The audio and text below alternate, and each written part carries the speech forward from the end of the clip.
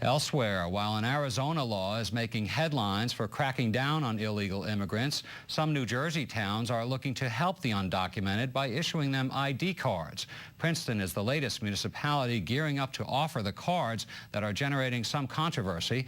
Immigrant advocacy groups as well as local law enforcement support the program because they say it helps give access to such services as social services, library cards, or even check cashing. But opponents say the ID cards make it easier for illegals to violate federal law. Desiree Taylor has that story. Supporters say these ID cards can be a lifeline for people who have no identification. Picking up a package at the post office, picking up your child at the daycare center, cashing a check at the bank, things that we take for granted, but that require a piece of plastic with your name and address on it. Huega's advocacy group was the brainchild of the ID program, which has been in effect in Trenton for about a year. Asbury Park offers a similar program. Soon Princeton will follow suit. Princeton, after Trenton, is probably one of the communities with the largest proportion of immigrants, and it was very positively received by the police chief, and we move forward with the idea.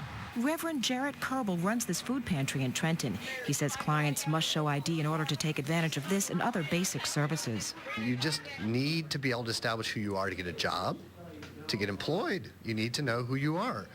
To get your driver's license, to get access to your benefits. I mean, it's a long and drawn-out process. And, thank goodness the Mercer County Board of Social Services has its own version of an ID card, which is also very helpful. But this new ID card is just opening up that access a little more. But some immigration reform groups oppose the ID cards because they believe they shield and encourage people who are here illegally to stay and take advantage of social services.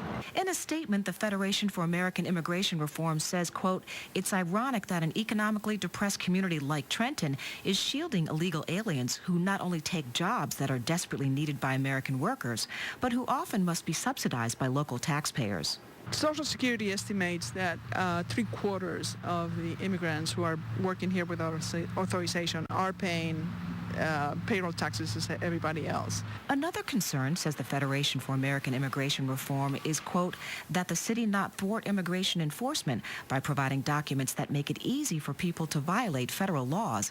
But Trenton Police Detective Bob Russo says the ID cards are an effective tool for law enforcement.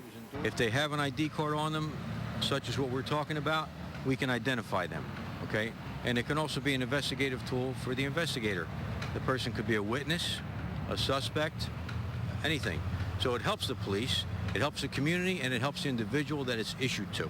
A group of Democratic senators is pushing an immigration reform plan, which both sides say is desperately needed. ID cards will be available in Princeton starting May 22nd. Desiree Taylor, NJN News, Trenton.